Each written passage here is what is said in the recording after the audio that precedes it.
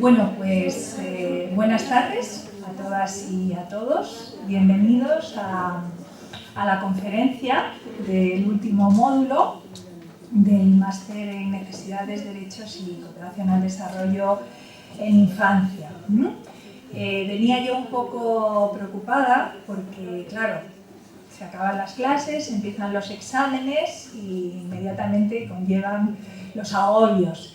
Pero bueno, veo que tenemos un público fiel y además creo que esta tarde ha acertado, Habéis acertado estando aquí porque creo que vais a tener la oportunidad de disfrutar no solamente con una persona que sabe mucho, que lo sabe, sino una persona que lo que os cuente os lo va a contar primero con el corazón y luego con la cabeza. Así es que no voy a hacer una presentación ni muy larga ni muy ostentosa porque a Javier le conozco desde hace tantos años que me resulta muy difícil hablar de él. Solamente os puedo decir que en estos momentos es el director ejecutivo del Comité Español de UNICEF, pero ese puesto que tiene en estos momentos y que es la máxima responsabilidad del comité desde el punto de vista operativo, no la ejercería ni con la misma destreza, ni con el mismo cariño, ni con la misma sensibilidad con que la ejerce, si no fuera porque antes ha ocupado otros puestos. Ha estado trabajando durante mucho tiempo fuera de España, en países donde la realidad de los niños y de las niñas es muy diferente. Durante muchos años se ocupó de la coordinación territorial de los comités, lo cual supone también conocer la realidad de niños y niñas que viven en lugares cercanos físicamente, geográficamente. Nuestro país es pequeño, pero lejanos en cuanto a oportunidades, en cuanto a situaciones de igualdad, en cuanto a acceso a determinados derechos. Así es que no voy a decir nada más. Le voy a dar la palabra y lo que sí me gustaría es que aprovecharais la oportunidad que tenemos esta tarde de saber cómo se trabaja en UNICEF y sobre todo cómo las personas que trabajan en UNICEF se comprometen con la misión. Así es que cuando quieras. Mil gracias, María Ángel. Bueno, gracias también a las compañías que estáis aquí, que han trabajado en UNICEF, algunas de ellas, o están trabajando. Y voy a procurar, dado la hora y un viernes, pues vamos a hacerlo lo más ameno posible, interrumpirme cuando veáis que queréis que profundice en algún tema y luego lo que hayáis visto a lo largo de las clases, pues lo saltamos rápidamente porque no tiene sentido que perdamos el tiempo en estas cosas. Bueno, fundamentalmente los temas que voy a intentar tratar, algunos muy someros porque los vais a ver a lo largo del desarrollo del curso, si no los habéis visto ya, es un poco del enfoque de derechos porque sin duda es nuestra forma de trabajo y por tanto no puedo soslayarlo. Muy brevemente, cómo trabaja UNICEF a diferencia de otras organizaciones también que trabajan en temas de infancia, qué nos hace diferentes, en nuestro caso al ser un organismo multilateral y ser dependiente de los gobiernos de los estados, pues lógicamente tenemos unas ventajas y también unas desventajas. Cómo trabajamos la influencia política en las políticas públicas, que es el tema que me comentaba María Ángeles que desarrollará hoy. Y luego, por último, cómo hacemos nosotros en el Comité Español, concretamente en España, las bocas y la sensibilización, muy especialmente en algunos temas.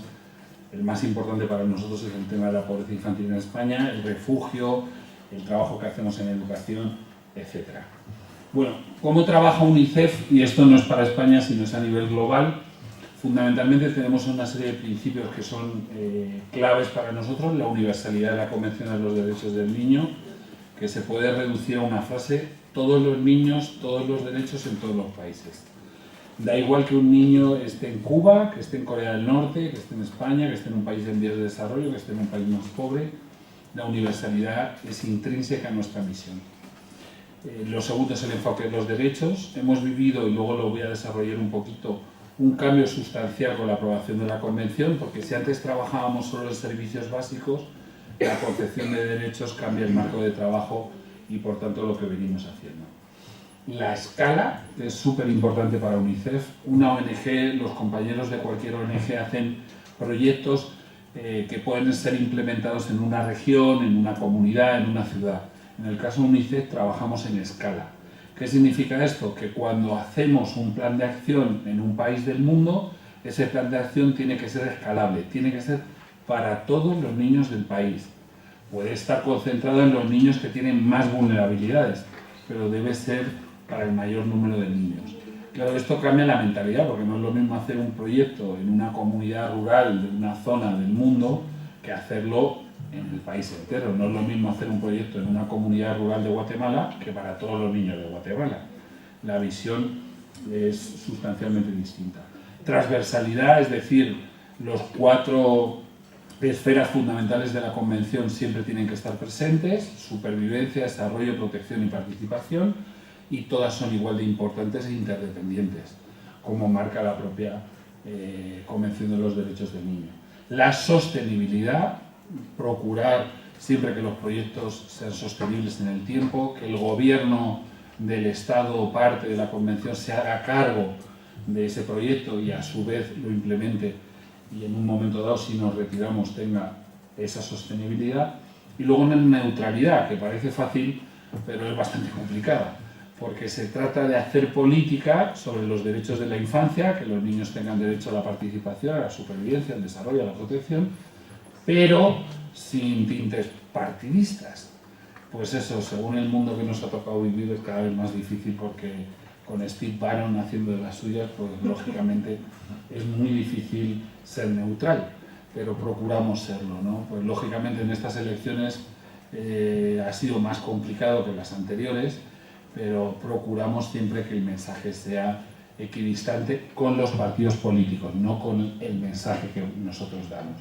Si nosotros entendemos que la educación de 0 a 3 debe ser universal, es un mensaje político, muy relacionado con los derechos de la infancia, pero es político. Perfectamente un partido puede asumirlo o puede decir que no, y eso lo entendemos nosotros. Pero esa relación es compleja, no es nada fácil. Porque claro, cuando das mensajes políticos, en realidad estás haciendo política, y muchas veces los partidos no las entienden así. Piensan que te están metiendo en su changarro, que estás opinando de cosas que UNICEF no debería opinar. Si eso lo decimos en España, pues suena gracioso, simpático, y lo más que te puede poner es que un tuit que diga UNICEF es partidista, UNICEF es de Podemos, UNICEF es... Vale, pero si esto lo aplicas al contexto de países donde existen dictaduras como Venezuela, donde trabajamos, o Cuba o Corea del Norte, pues lógicamente el contexto es realmente distinto, ¿no? Porque los mensajes que damos están intrínsecamente ligados también con la Convención de los Derechos del Niño. No es lo mismo que yo diga que la participación infantil en España es un derecho de los niños y que debe ser desarrollado, que lo diga en Guinea Ecuatorial. Ese es el peso que tiene la Convención de los Derechos del Niño, que no puedes trabajar solo en servicios básicos. Yo puedo vacunar a todos los niños de Guinea Ecuatorial en 24 o 48 horas, me los ponen en fila y los vacuno. Pero hablar de derechos de infancia, hablar de la construcción de ciudadanía, de espacios democráticos de participación, es muy diferente. Ese ha sido un cambio profundo que ha traído la Convención de los Derechos del Niño, porque el hecho de tratar a los niños como sujetos de derechos, pues cambia la tradicional concepción de objeto de caridad, ¿no? Te reconozco por lo que no puedes hacer, no por lo que puedes hacer. Como casi todas sois muy jóvenes, pues habréis recordado cuando erais menores de 18 años todo lo que no puedes hacer, pero nadie te reconoce por lo que sí puedes opinar, puedes participar en la vida de tu colegio, en la vida de tu comunidad, de tu municipio, de tu escuela. El concepto de derechos además incluye el derecho en sí mismo y la exigibilidad al Estado, a la comunidad, al municipio, de exigir esos derechos, ¿no? Este es un cambio fundamental, porque hay una cosa que sí hemos aprendido en el mundo del desarrollo. Si a mí me preguntarais por qué un país es más desarrollado que otro, muy probablemente muchos podéis decir, bueno, pues porque es más rico, porque es un Estado más liberal. En realidad, lo que hace la diferencia es este concepto de exigibilidad de derechos. En Dinamarca están más desarrollados que nosotros porque entienden mejor el concepto de exigibilidad de derechos.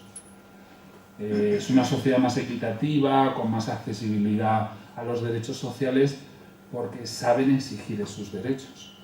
Los políticos saben que los ciudadanos los pueden exigir.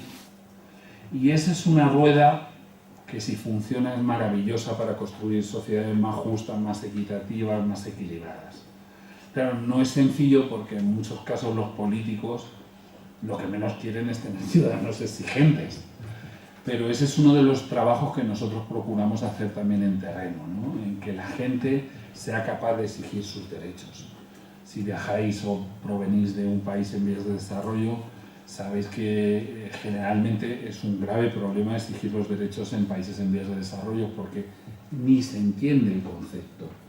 Entonces, te subes a un autobús de cualquier país de América Latina por temas culturales y tú ves, si tiene alguna reclamación, llame al tal número. Llamar, que no hay nadie al otro lado, ni nadie llama nunca, porque se pone ahí de foto, pero no está en la sociedad el exigir los derechos.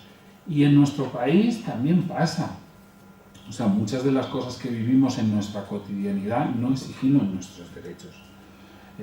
No creo que tenga muchas denuncias el defensor del paciente en un hospital, se nos va la fuerza por la boca con los amigos tomando una cerveza, pero no somos capaces de plantear realmente denuncias, sea en las ventanillas del consumidor o en cualquier cosa cuando ocurre algo, ¿no? Mucha gente incluso, pues bueno, lo pone en Twitter y con eso se cree que está cambiando el mundo. Ese es el concepto que, trabajado desde la niñez, desde la infancia, hace que las sociedades evolucionen. Y lógicamente no es lo mismo en nuestra sociedad ahora, también por la educación, el concepto y lo que han mejorado los derechos en nuestro país que hace 40 años. Eso lo podemos trasladar a cualquier contexto.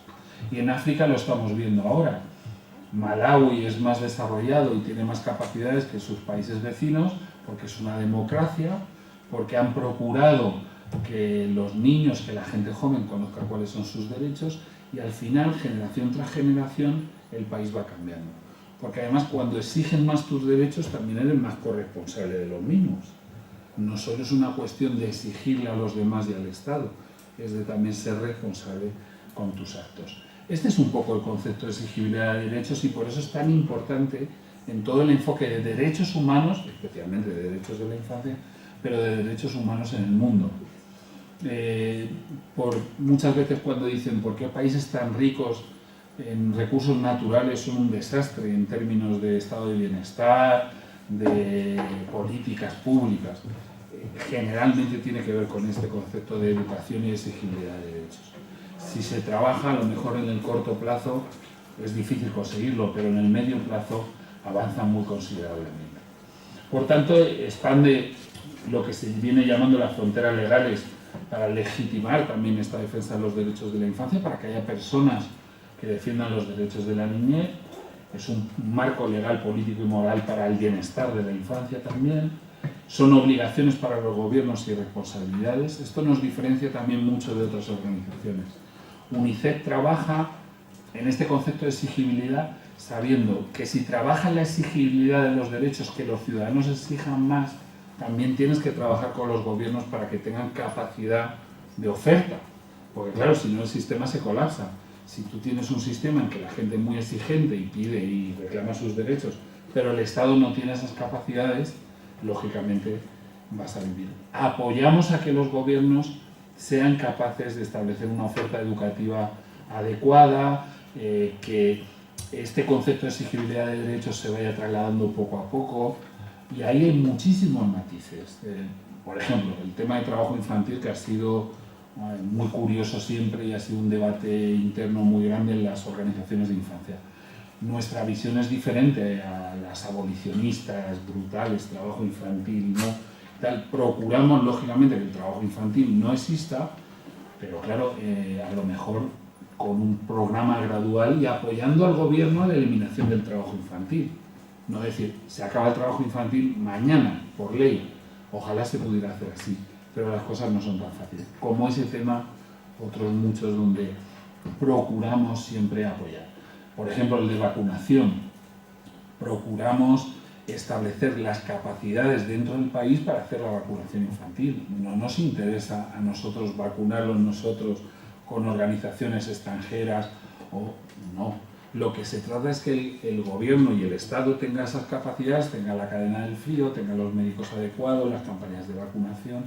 Eso lleva más trabajo, lleva más tiempo, pero lógicamente estás trabajando en que las familias exijan que sus niños estén vacunados, pero también estás trabajando en que el Estado tenga las capacidades para hacerlo.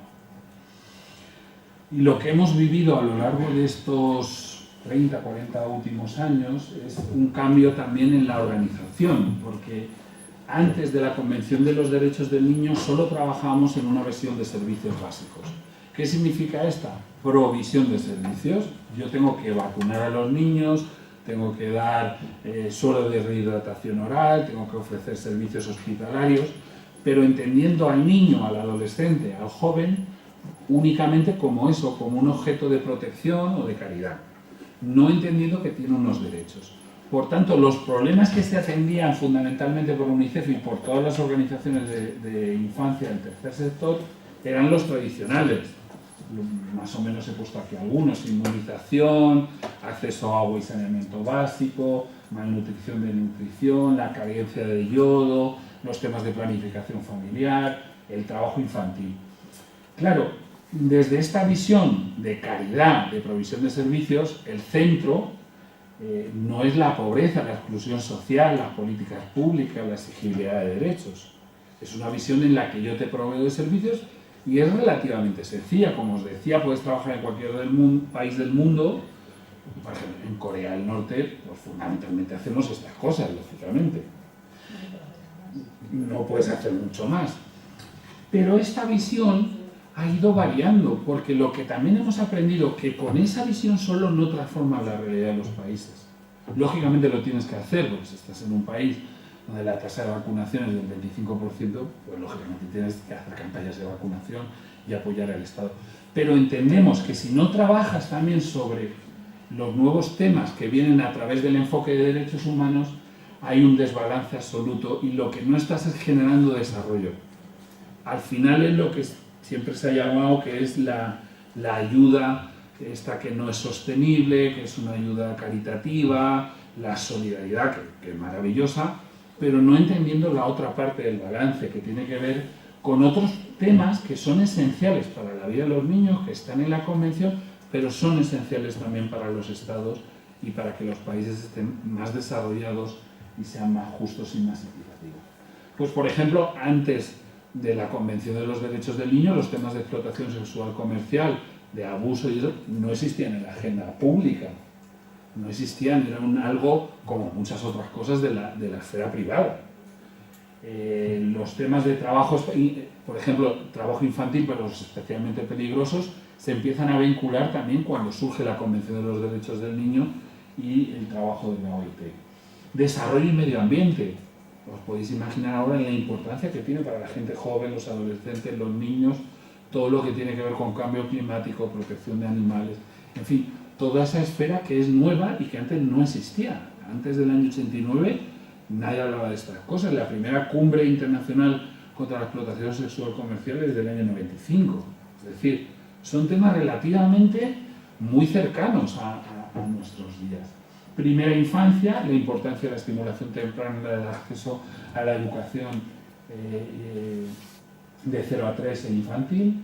Violencia contra los niños también como un tema emergente que ya no puede ser soslayado gracias a la Convención de los Derechos del Niño y todo lo que tiene que ver con los niños en conflictos armados, especialmente los niños soldados. Bueno, pues es un nuevo paradigma de trabajo que cambia el trabajo de las ONGs, de los países donantes, de las fundaciones, porque nacen nuevas temáticas que son esenciales para el trabajo en desarrollo, como pueden ser los marcos normativos, porque cambiar una ley cambia una realidad también. O sea, eso está demostrado, ¿no? En Suecia, por ejemplo, el cambio de leyes en protección a la infancia o todo lo que tiene que ver con las políticas de género cambia la realidad de las personas.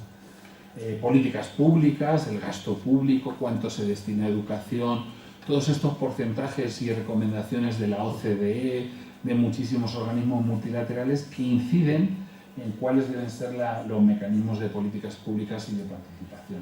Desarrollo integral, construcción de ciudadanía y que el capacity building, que en español es desarrollo institucional. Un país, una democracia no puede funcionar si no tiene instituciones sostenibles, eficientes, capacitadas, bien pagada la gente. Al final es construir un Estado, ¿no? Que lógicamente no es sencillo, pero que tiene que ver mucho con la Convención de los Derechos del Niño. Voy a entrar ya en el segundo punto, que tiene que ver un poco cómo trabajamos desde el Comité Español y cómo este paraguas de derechos lo trasladamos a nuestra vida diaria y el día a día. Este es un poco nuestro plan estratégico, que es lo que nosotros firmamos con nuestros papás en Ginebra y a lo que nos comprometemos, ¿no? Y lo que hemos procurado en este último plan estratégico conjunto, que este lo firmamos en 2016 y sigue vigente, es poner en el corazón de nuestro trabajo, de lo que hacemos todos los que trabajamos, seamos voluntarios, contratados, patronato, en fin, es poner el compromiso y el compromiso de nuestra sociedad española en la defensa de los derechos de la infancia. ¿Y eso qué significa? Pues significa construir una sociedad, tener una sociedad que está más comprometida, que entiende cuáles son los problemas de la niñez, que enfrenta esos problemas, no solo en España, sino también fuera de España.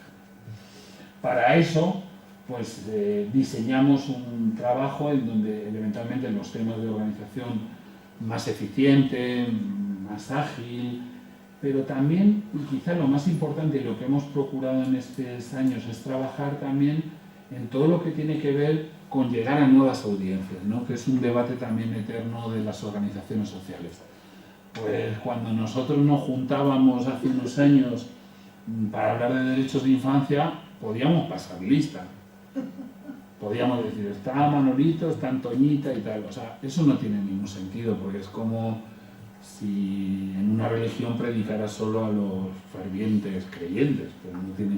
Necesitas evangelizar, digámoslo así, necesitas llegar a nuevas personas. Eso ha cambiado nuestra forma de trabajo y el advocacy, es decir, la influencia política es un elemento esencial. Porque lo que tenemos que intentar es que nuestro discurso de derechos humanos, de derechos de la infancia, de equidad, justicia, toda esta parte que está relacionada con los derechos humanos, se la compren los que toman las decisiones. Claro, eso es complicado, es un reto, pero bueno, es un reto muy estimulante, en el sentido de que realmente podemos cambiar la vida de los niños si optamos por esta decisión. Porque lo que ya hemos aprendido es que con la visión caritativa no cambia la realidad de los niños. Puedes, lógicamente, mejorar la vida de algunos de ellos, pero no cambias las estructuras. Con esta nueva visión en la que procuramos también tener más personas movilizadas, identificadas con los derechos de infancia, más voluntarios, más educación, más trabajo con los colegios, con las comunidades, con las ciudades, estar más cercanos a la gente e influir en las políticas públicas, también influir en el sector privado, que para nosotros es un elemento clave. Llevando este mensaje seremos capaces de lograr, esperamos, cosas más significativas para la vida de los niños. Promovemos el compromiso en la sociedad española para generar cambios concretos a favor de los derechos de la infancia, especialmente los más vulnerables, en cualquier lugar del mundo. Esto para nosotros también era importante, porque UNICEF España no tiene programas de acción social en España. Pues, por ejemplo, Plan Internacional, Save the Children tienen programas de acción social en España. Trabajan con niños en situación de vulnerabilidad, pobreza, pero nosotros, por mandato de la organización, no lo hacemos. Pero desde nuestra perspectiva tampoco tendría sentido hacerlo, porque si yo traslado lo que nosotros hacemos en un país como México, como Brasil o como la India, es similar a lo que hacemos en España. En México no tiene sentido que estemos mandando dinero, entre comillas, español, entendámonos así, a cambiar la vida de los niños en México, porque el impacto es muy pequeño. En México el verdadero impacto es que el Estado mexicano, o el Estado brasileño, o el Estado indio, o la China, todos estos grandes países cambien la visión que tienen sobre la infancia, cambien sus programas, dediquen inversión y recursos a un tema tan estratégico como la vida de los niños. ¿Por qué? Porque es una frase muy manida, los niños son el presente. Es que realmente si no lo haces no vas a ser competitivo tampoco, no vas a tener capacidades en el mundo económico, en ser un país también más solidario, más justo. Si no partes desde la niñez vas a tener un serio problema como país. Y eso, lógicamente, hay estados que los han entendido antes, como son los nórdicos, donde la inversión en temas de infancia no se discute la inversión en educación, no se discute la inversión en educación infantil, la salud, en fin, todo lo que es básico y esencial para la vida de los niños, los temas de protección, todos esos temas son estratégicos como país. Eso es lo que procuramos trasladar en España, en Brasil o en cualquier país del mundo. Lógicamente, no es lo mismo nuestro trabajo en Guatemala, siendo fronterizo y un país pequeño, que en México. En Guatemala sí tienes que trabajar en servicios básicos. Tienes que trabajar porque es un país que no tiene los recursos, no tiene las capacidades. Pero México, que yo lo conozco bien, tiene las capacidades. Lo que no tiene es la inversión requerida. Porque se están destinando los recursos a otras cosas o porque... Voy a poner un ejemplo muy básico, pero que yo lo he vivido en primera persona en Ecuador. En Ecuador nos dijeron que no había dinero para hacer una campaña de vacunación y que en una zona del país pues, se iban a quedar sin vacunar los niños. Entonces, nos estaban pidiendo el dinero a UNICEF. Se tomó la decisión de decir, bueno, vamos a ver qué ha ocurrido porque estas partidas es raro y tal, y no sé qué. Habían destinado las partidas de vacunación infantil a un evento que había de Miss Mundo en la ciudad de Quito.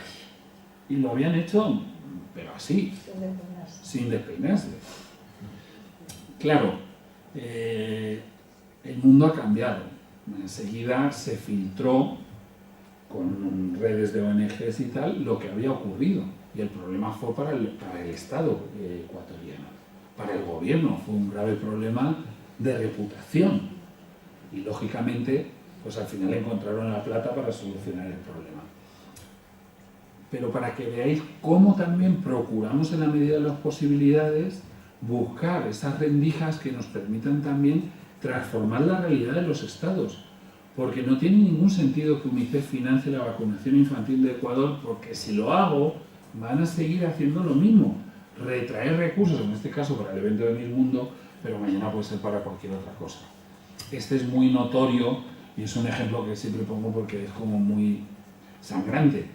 Pero lo han hecho para otras cosas, para pagar nóminas, para carreteras, como muy probablemente se habrá hecho en España en otras circunstancias, con los recortes o cuando, en fin, no lo podéis imaginar, ¿no? Para pagar la deuda a los bancos o cualquier otra cosa.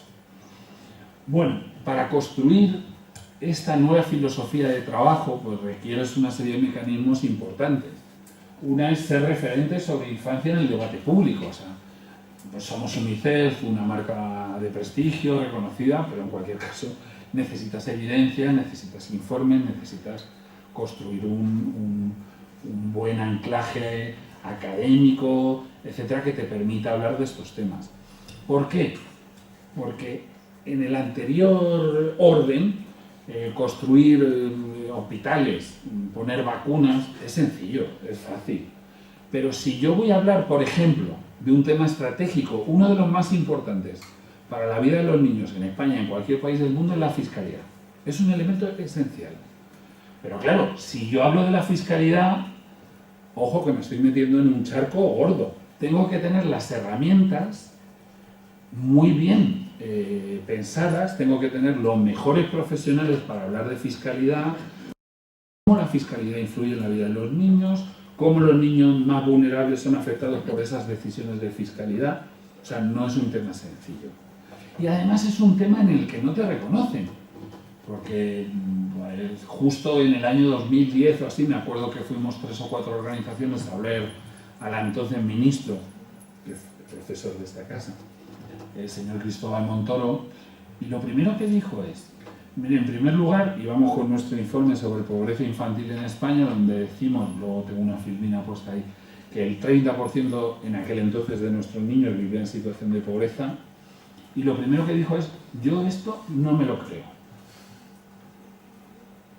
claro, te quedas un poco desarbolado, ¿no? Pero es que mire, todos los datos son Eurostat, tal, y no sé.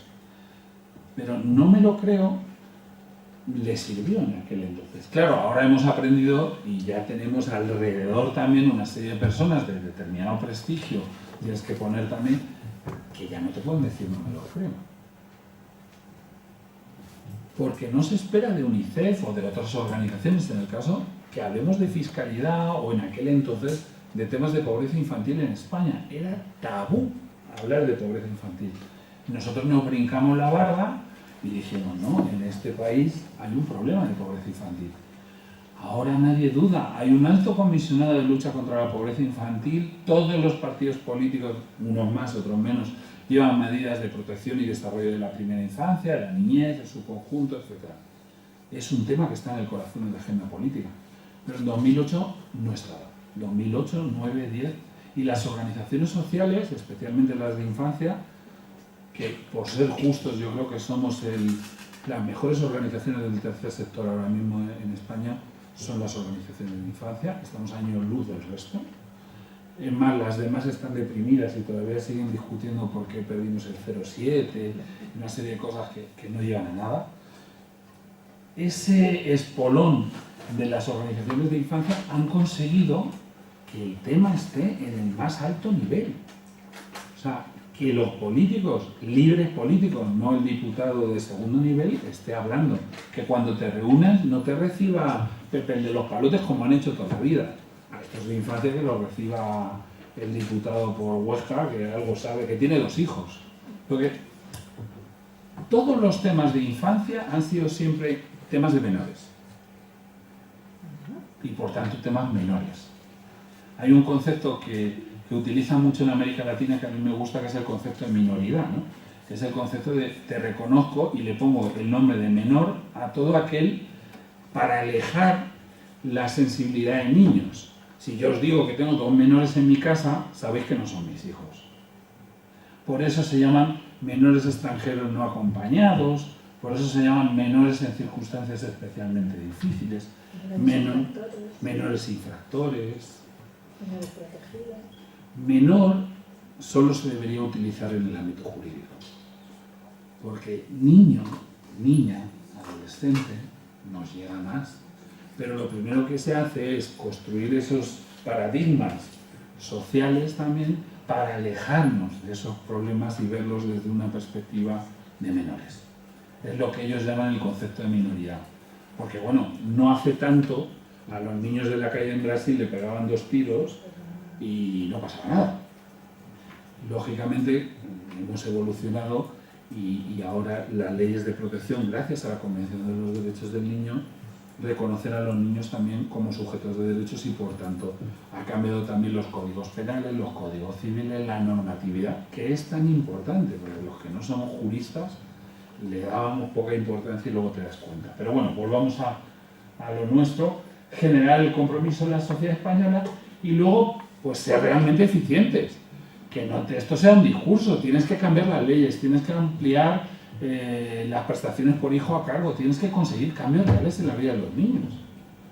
Con lo cual, bueno, el diseño de este plan estratégico conjunto estaba orientado a que esta parte que es la incidencia política, el cabildeo, el advocacy que se diga, se dice en inglés, esté en el corazón de nuestra agenda. Y lo hemos más o menos conseguido, ¿no? La investigación en el análisis, como os decía, es súper importante y en el Comité Español hemos hecho muchísimas cosas para tener más datos, más información, poder discutir en términos técnicos con cualquier referente, con cualquier político, de qué le ocurre a los niños en España, cuál es la situación en la que viven. Luego también el trabajo del día a día de hormiguitas en los planes infantiles municipales. En nuestro caso hemos conseguido 17 pactos autonómicos por la infancia. Es un trabajo sordo, difícil, pero que bueno, poco a poco también nos ha hecho aprender, ¿no? Como os decía, el tema de la pobreza infantil, que está en el corazón y sigue en el corazón de nuestro trabajo. O sea, no es asumible que en España haya niños que viven en situación de pobreza. Lo primero que te preguntan los políticos cuando te reúnes con ellos es ¿qué es un niño pobre en España? Pues un niño pobre es un niño que no puede comer proteína como debiera, es un niño que se le rompen las gafas y sus papás no tienen dinero para otras gafas, es un niño que no puede acceder a los libros de texto, que no tiene ocio, que no tiene vacaciones. O sea, es una situación de exclusión social. Claro, lo que no pueden pretender muchos de ellos es comparar a los niños de España con los niños de Marruecos o de África subsahariana. Coño, que los comparen con los de Dinamarca, Noruega y Francia. Pero no me hagas ese juego tan estúpido, ¿no? Pero es un poco lo que siempre han manejado, ¿no? Pero aquí nadie se muere de hambre. Digo, hombre, no se muere de hambre nadie, pero ¿cuántas personas, millones de personas han estado yendo en los últimos 10 años a comedores sociales o a Cáritas a recoger comida? En fin. Y un elemento fundamental es también conocer más de la realidad, porque claro, al final las organizaciones son un entramado burocrático, complejo, lleno de una vida propia, pero tienes que saber realmente qué está ocurriendo. Nosotros tuvimos una estrategia que seguimos y continuamos, que es hacer informes autonómicos, conocer muy bien la realidad de los niños, procurar estar cercano también a otras organizaciones sociales que están en trato directo con los niños, que eso también te da un conocimiento que tú no tienes. Ser referentes es un poco eso, conocer muy bien de lo que estás hablando y la realidad en cada lugar de España. Porque lo que también hemos aprendido es que, y cada vez es más triste, porque en eso nos parecemos más a países en vías de desarrollo que a nuestros socios europeos, aunque a ellos también les está pasando, que las sociedades son una mezcolanza brutal. Pues en España, geográficamente, no es lo mismo ser un niño en Canarias que en País Vasco. Es brutal la diferencia. Porque en País Vasco, País Vasco, Navarra, Madrid, Cataluña, las zonas más ricas del país tienen más capacidades, tienen más inversión en políticas públicas. No solo es de recursos, también tiene que ver con la mentalidad de las personas que han gobernado, ¿no? Pero es una realidad. Andalucía, Extremadura, Canarias, pues ser un niño tienen menos posibilidades de llegar a la universidad, de tener acceso a un empleo fijo, etc. Entonces eso es una realidad del país que ha cambiado profundamente a partir del 2008. Por eso hacemos y hemos venido haciendo, y nos ha traído muchos quebraderos de cabeza también, el hecho de hacer estudios en cada una de las comunidades autónomas. Porque no les gusta, o sea, no les gusta a los políticos que les digan, oye, pues es que nacer en tal ciudad es peor que nacer en la otra. Pero bueno, esa es la realidad, ¿no? Tenemos que asumirlo. También contarlo mejor, porque muchas veces hemos venido, y en general es un tema muy del tercer sector, de hablar de palabras que no entiende nadie. O sea, de hablar de cosas, yo creo que lo que os he dicho de que es un niño pobre en España se entiende. Pero si yo os digo, no, es que el índice AROPE en España es un 10% inferior, así hablábamos, y muchas personas del tercer sector siguen hablando así. La misión, o sea, tecnicismos que no entiende ni su padre. O sea, tenemos que tener un lenguaje más llano para llegar a todo el mundo. También a los políticos, porque los políticos son parte de la sociedad. Y claro, no te lo van a decir que no se han enterado de nada, pero si van a un taller sobre derechos de infancia y no se enteran absolutamente de nada porque es todo tan técnico, le van a poner una sonrisa y se van a ir y no se han enterado. Es decir, es democratizar el conocimiento, tener también otra gestión de la información, de la utilización de las redes sociales, de todas las fórmulas de comunicación que hay con los ciudadanos, de tal forma que entiendan cómo y qué es lo que pretendemos y cómo vivimos o cómo se vive la infancia en los distintos lugares de España y de otros países, porque también tenemos que trasladar cómo viven otros niños en otros lugares. Bueno, como os decía, también el enfoque global y local, o sea, hablar de temas que acontecen en nuestro territorio, en nuestra comunidad, y la universalidad. En el caso del Comité Español tenemos 17 comités autonómicos, que eso nos permite también estar cercano a la realidad, pero luego por otra parte también somos una organización global. O sea, no tendría sentido que habláramos de los problemas que hay en la esquina de mi casa y no habláramos también de lo que está ocurriendo con los niños rohingyas o en República Democrática del Congo. Es un balance difícil, pero en nuestro afán está siempre mantener este balance. Un foco en equidad, siempre todos los niños en todos los países, pero especialmente los vulnerables. Porque Si yo voy a vacunar, por ejemplo, en un país como Brasil, es más fácil vacunar a los del sur, que es más urbano, es más fácil, son ciudades más ricas, hay mejores servicios de salud que en la Amazonía, que es más complicado, comunidades rurales indígenas perdidas de la mano de Dios. No, yo tengo que poner el foco no solo en los números, sino en el enfoque de derechos.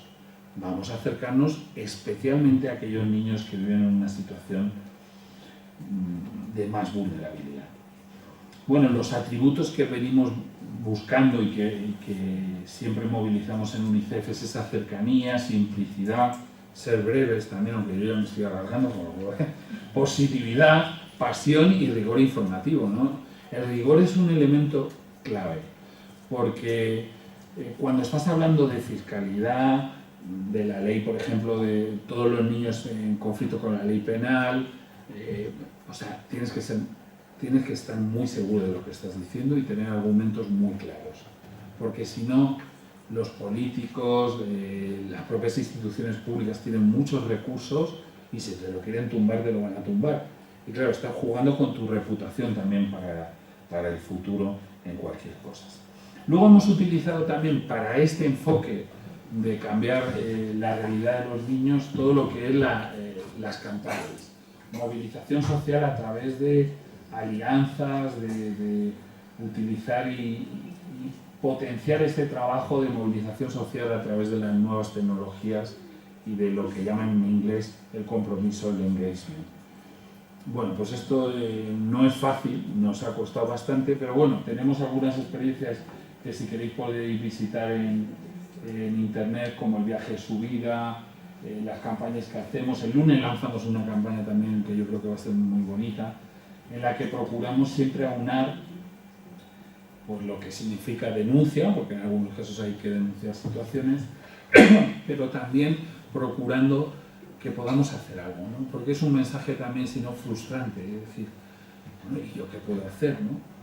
Pues puedo hacer desde cosas en mi comunidad, puedo trabajar de voluntario, puedo colaborar con organizaciones sociales, puedo hacer 1000 cosas para ayudar al cambio real. Bueno, la incidencia política, ya para ir finalizando, es un proceso, lo hemos definido así internamente, deliberado, basado en evidencias demostradas, cuyo fin es influir directa e indirectamente en la toma de decisiones. ¿Y en quiénes toman las decisiones? Los interesados y cualquier otra persona o grupo relevante para que apoyen y emprendan acciones que contribuyan a garantizar los derechos de los niños y niñas. Esta es, por ejemplo, yo creo que recoge muy bien la definición de estas pinceladas que os he ido dándole de lo que procuramos hacer. En nuestro caso, el enfoque siempre es de derechos, también de logro de resultados, porque la sociedad también está cansada, muchas veces nos preguntan, bueno, pero tantos años trabajando y qué habéis cambiado y tal. Procurar también explicar los resultados que se alcanzan, ¿no? O sea, pues en regiones enteras del mundo hemos sido capaces de eliminar la polio. En regiones enteras del mundo hemos sido capaces de, por ejemplo, que los niños en conflicto con la ley penal tengan un debido proceso, tengan un abogado, tengan un juez, tengan los mismos derechos que cualquier adulto. Eso ha costado muchísimo. Que la policía sepa perfectamente cuáles son los derechos de los menores y seguimos peleando. Por ejemplo, en España hay un grave problema con la determinación de la edad de los niños y niñas migrantes que cruzan la frontera. Aunque lleve un pasaporte, aunque lleve un acta de nacimiento diciendo que es menor de edad, la Fiscalía en España no se lo cree y hace pruebas totalmente inconstitucionales. Pues, por ejemplo, ponte desnudo y te voy a ver los genitales a ver qué edad tienes. O radiografías cuando no vienen a cuento. En fin, una serie de mecanismos burocráticos y realmente anclados en el pasado que no funcionan. Y por último, como os decía, el advocacy basado en evidencias. Voy a pasar esta parte porque ya voy a ir finalizando por si tenéis alguna pregunta. Una de las cosas más importantes para mí, que también hemos aprendido en UNICEF en los últimos años, porque cuando tienes una marca así, una organización tan grande y tal, pues muchísimas veces te sientes que tú eres, bueno, pues la última Coca-Cola del desierto. Y lo que hemos aprendido de verdad es que las cosas y la vida de los niños y en general la vida de las personas no se cambia si no eres capaz de cambiar con otros.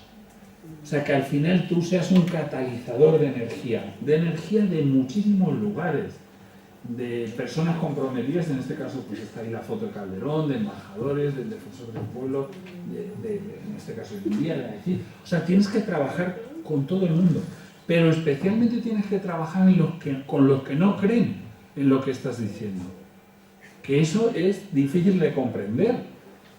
O sea, cuando tú vas en esta reunión con Montoro, pues todo el mundo salió decepcionado y tal, y no sé qué. Pero me acuerdo de un compañero de una organización de lucha contra la pobreza en general, no la pobreza infantil, EAPN, que dijo, bueno, esto es lo que nos dice es que vamos mal, que tenemos que cambiar nuestras estrategias, que tenemos que tal, porque si un ministro va y nos dice que no se lo cree, pues claro, ya es difícil entrar en un diálogo. Bueno, pues nos fuimos con el secretario de Estado, buscamos otras opciones, hasta que poco a poco, yo creo que también el tiempo nos da la razón. O sea, para la sociedad española el tema de la pobreza infantil es un tema relevante. Y aquel que no lo trate va a sufrir de las urnas también. Hicimos una encuesta una semana antes de las elecciones y para el 75, el 80% de los españoles el tema de infancia en las políticas públicas es un tema muy claro. Bueno, os ponía aquí algunos ejemplos y yo creo que con esto lo dejamos aquí y así dejamos 10-15 minutos por si tenéis preguntas o cualquier sugerencia o idea.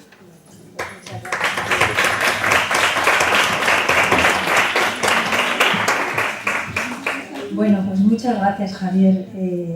Yo creo que nos has explicado de una forma muy clara y muy concisa, ¿no?, qué hace una organización como UNICEF, ¿no?, para cambiar la vida de los niños aquí en nuestro entorno y allí, niños y niñas que se encuentran en países muy alejados de nosotros y con realidades muy diferentes a la nuestra. Así es que yo creo que es el momento de que hagáis todas las preguntas, todas las cuestiones, todas las reflexiones que os parezcan adecuadas, ¿no?, o que os haya podido suscitar la presentación de Javier Márquez, ¿no? A ver.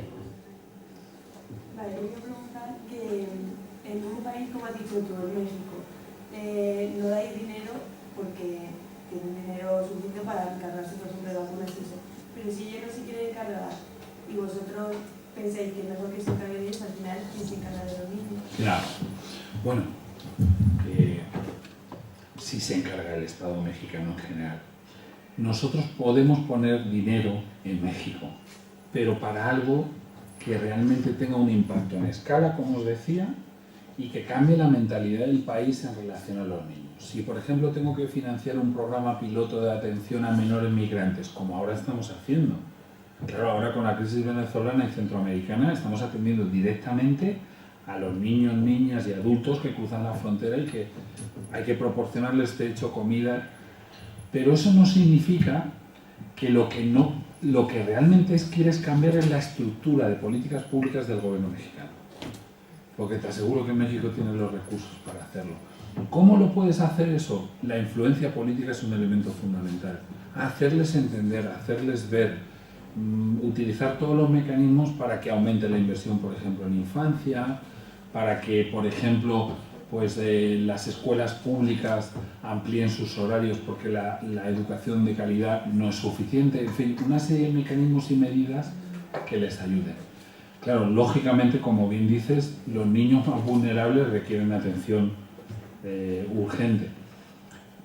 Procuramos también hacerlo con otras organizaciones, porque no solo trabajamos con los estados. En México trabajamos con Alianzas Infantiles, Médicos Sin Fronteras. Tal. Esos temas de urgencia, en muchas ocasiones hay que poner el dinero y sacarlos adelante.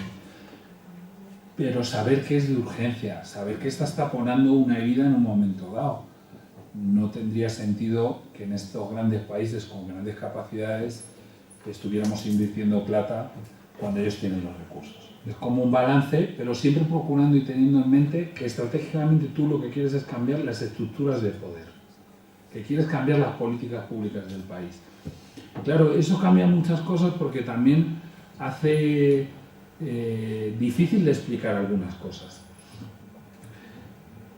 El cambio normativo de las leyes sobre infancia en México tiene muchísimo más impacto en la vida cotidiana de todos los niños que yo pueda construir un hospital, por poner un ejemplo.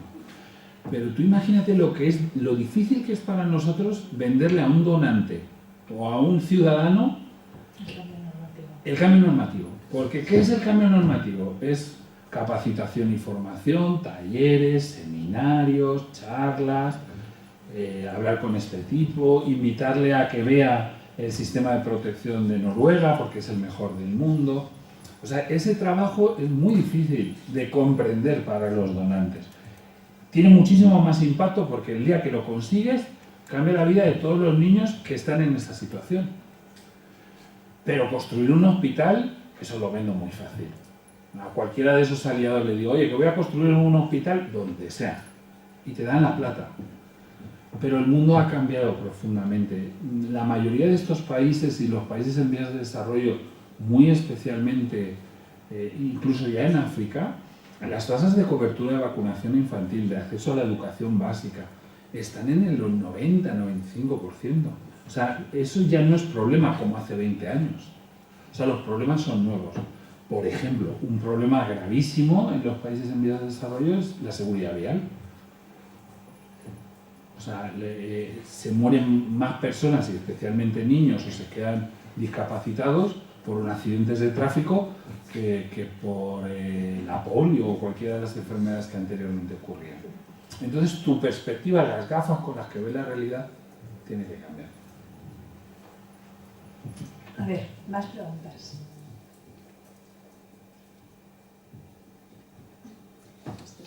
Bueno, no han dado, pero ya está. Bueno, a mí me interesaría mucho conocer tu punto de vista, Javier, sobre un tema que es cómo podemos engancharnos con los movimientos juveniles, ¿no? Estamos viendo, por ejemplo, todo el movimiento que ha promovido Greta Thunberg del tema del cambio climático, Fridays for Future, que está ya, que es un movimiento global, que está muy relacionado, por supuesto, con los derechos de la infancia, pero también con los objetivos de desarrollo sostenible, o sea, con nuestra razón de ser como organización y con algo que también nos mueve mucho a nosotros, que es la participación infantil. Entonces, claro, yo me pregunto, pues con toda la complejidad, ¿no?, que cuentas de la organización, cómo tenemos que movernos, cómo trabajamos con los gobiernos, etcétera, ¿cómo podríamos nosotros como organización, o si deberíamos o no deberíamos, porque a lo mejor es que no deberíamos, ¿no?, pero conocer un poco tu punto de vista, cómo deberíamos trabajar, ¿no?, para poder apoyar ese movimiento juvenil? Yo creo que en nuestro caso es estar al servicio de ellos, más bien, porque si se meten en nuestras complejidades, y eso matas el movimiento. Darles voz en las posibilidades también de Naciones Unidas, de llegar a líderes, todos esos temas de advocacy que funcionan bastante bien, tienen mucho impacto, ¿no? Pero atraerlos no tiene, yo creo que no tiene demasiado sentido, porque al final somos una organización y es que el mundo está cambiando muy rápidamente. Ahora mismo el mundo digital, o sea, ya no son tanto de organizaciones, son de causas.